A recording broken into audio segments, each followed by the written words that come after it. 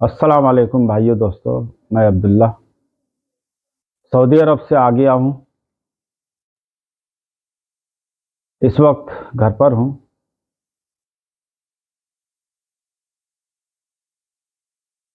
دیکھیے انشاءاللہ اگلے مہینے کی میری جوائی تھی، کیا ہوتا ہے۔ آج کا ویڈیو آپ لوگ سمجھ ہی گئے ہوں گے کس ٹاپک پر ہے۔ میرے والد صاحب کا انتقال ہو گیا تھا، کر بھی کیا سکتے ہیں۔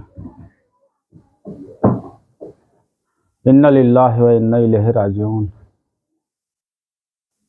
اللہ کی طرف سے حکم ہوا اور میرے والد صاحب چلے گئے، کر بھی کیا سکتے ہیں۔ ہر شے کو موت کا مزہ چکھنا ہے، یہ برحق ہے۔ موت سے کس کی یاری ہے،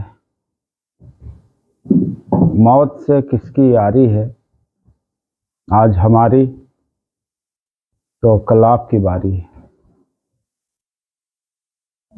ہمارے ہاں جب کوئی مر جاتا ہے تو اس کا تیسرے دن سیوم کرتے ہیں، مدرسے کے بچوں کو بلا کر ان سے قرآن پڑھایا جاتا ہے اور بریانی وغیرہ دیگ وغیرہ چڑھتے ہیں، مٹھائی اچھی اچھی پکوانیں یہ سب کھلا کے لوگوں کو بانٹتے ہیں، اور جو بچے آتے ہیں پڑھنے کے لیے یعنی مرحوم کو بخشنے کے لیے اس کو قرآن خوانی بولتے ہیں۔ تو قرآن و سنت سے تو یہ بالکل ثابت نہیں ہے۔ میں نے مطالعہ کیا تھا حدیثوں کا، یہ تو ایسا ہوا کہ کرائے پہ لوگوں کو لے کے آئے اور قرآن خوانی کروا کے بخشوا دیا، بس ہو گیا۔ جبکہ حدیثوں میں ایسا نہیں ہے۔ حدیثوں میں ہے کہ جب کوئی مر جاتا ہے یا دنیا سے چلا جاتا ہے، فوت ہو جاتا ہے، تو اس کے سارے نامے اعمال بند ہو جاتے ہیں سوائے 3 چیزوں کے۔ پہلا ہے نیک اعمال، دوسرا ہے صدقہ جاریہ، تیسرا ہے نیک اولاد جو اس کے لیے دعا کرے۔ اس کا ریفرنس میں ادھر لگا دیتا ہوں، آپ لوگ دیکھ لیجئے گا۔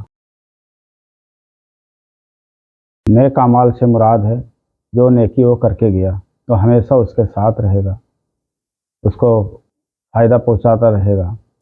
وہ نیک کام کوئی بھی ہو سکتا ہے، کسی کے ساتھ نیکی کرنا، کسی کے ساتھ اچھے الفاظ میں بولنا، کسی کو منانا، کسی کو سمجھانا، ہر کام نیکیوں میں شمار ہے۔ کسی کو کام پر لگانا، کسی کی پریشانیوں میں شامل ہونا، کسی کے دکھ درد میں شامل ہونا، یہ سب نیکیوں میں آتا ہے۔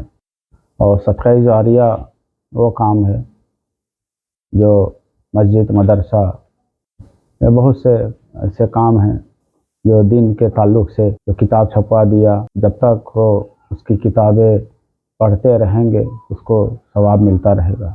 اور تیسرا ہے نیک اولاد۔ نیک اولاد سے مراد ہے ہمیشہ نیکیوں کا کام کرنا، دوسروں کو راستہ دکھانا اور کسی کی پریشانیوں میں شامل ہونا۔ وہ ہمیشہ اپنے والدین کے لیے دعا کرے، نہ کہ چوری، جھوٹ بولنا، چوری کرنا، دارو شراب پینا اور کسی کو پریشان کرنا، کسی کو تکلیف دینا۔ تو یہ بس 3 چیزوں کے علاوہ کچھ بھی نہیں ہے، سب باقی سب ڈھکوسلا ہے۔ یہاں پر میں نے دیکھا ہے جب والدین بیمار ہوتے ہیں، چلنے پھرنے کے لائق نہیں ہوتے ہیں، تو ان کو کوئی دیکھتا نہیں ہے، ان کی طرف کوئی توجہ نہیں دیتا، اور جب مر جاتے ہیں، جب دنیا سے چلے جاتے ہیں تو چندہ اٹھا کے اپنے بھائی بہن جتنے ہوتے ہیں سب چندہ اٹھا کے بریانی دیگ پکواتے ہیں۔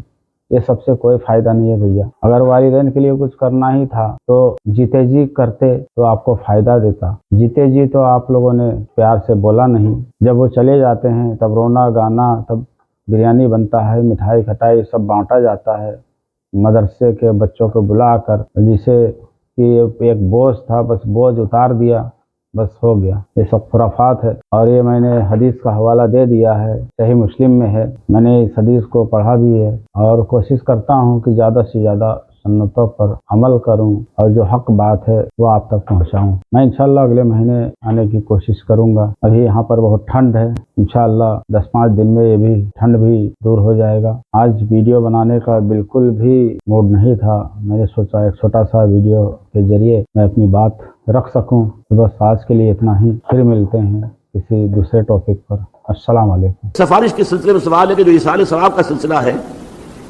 वालिदैन मरहूमैन के सिलसिले में खुसूसन उसकी क्या सूरत है, क्या तरीके मुमकिन है और शरई तौर पर किस हद तक साबित है।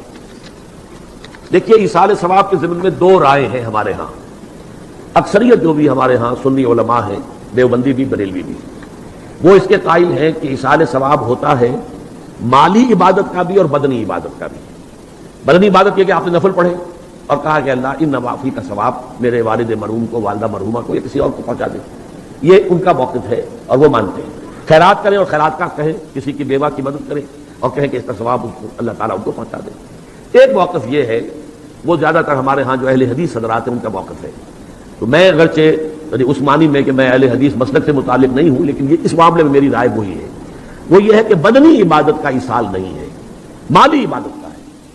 माली इबादत आपने खैरात की है, सदका दिया है, किसी गरीब की मदद की है, मिस्कीन की मदद की है, बेवा की मदद की है, यतीम की मदद की है, किसी मकरूज की मदद की है, माल खर्च हुआ हो तो उसकी जगह पर जो है आप अपना ईसाल सवाब उसका कर सकते हैं। बदनी इबादत का नहीं। वल्लाहु आलम। अब इस पर यह कि आप जिस पर चाहें अमल कर लें। लेकिन ये जो हम करते हैं, इसके लिए महफिलें मुनक़िद करना और कुरान खानियां हो, ये सब बिदआत है। जो भी होगा इनफरादी तौर पर होगा, इज्तिमाई किसी शय का सबूत मौजूद नहीं है हमारे पास। इसके लिए जमा होना है और फिर खाना पीना भी है और एक तकरीब बन गई है और वो ईसाल सवाब के लिए है, ये सारी चीजें। और बच्चों को बुलाया जा रहा है, कुरान पढ़वा रहे हैं, उन्हें पैसे दे रहे हैं और वो कुरान भी क्या पढ़ते हैं, वो 2-2 वर्क जो है उलटते हैं। वो पैसे पढ़ने लेने के लिए तो आए होते हैं बेचारे, ना उन्हें समझ या ये कि अच्छा भाई तुम इधर बैठ जाओ, ये सफा तुम पढ़ दो, ये सफा मैं पढ़ देता। क्या हिमाकतें हैं। ऐसे मजाक में तो समझता हूँ दीन का और कुरान के साथ तमस्कुर है जो होता है, ये सब बिदआत है। अलबत्ता ज़ाती सतह पर आपने कुरान पढ़ा, अब सुबह के वक्त तिलावत की, उसका सवाब किसी को पहुंचा दिया, तो जो पहला मसलक है उसकी रूह से जायज़ है। मेरे नज़दीक कुरान पढ़ने से, नमाज से, नफल से, इससे नहीं। अलबत्ता माली जो भी खैरात है, सदक़ात है, तो उसका ईसाल सवाब हो सकता है। औलाद अगर नेक है तो वो खुद सदक़ा जारिया बन जाते हैं वालिदैन के लिए, बशर्ते के वालिदैन ने उनकी तरबियत की कोशिश की हो।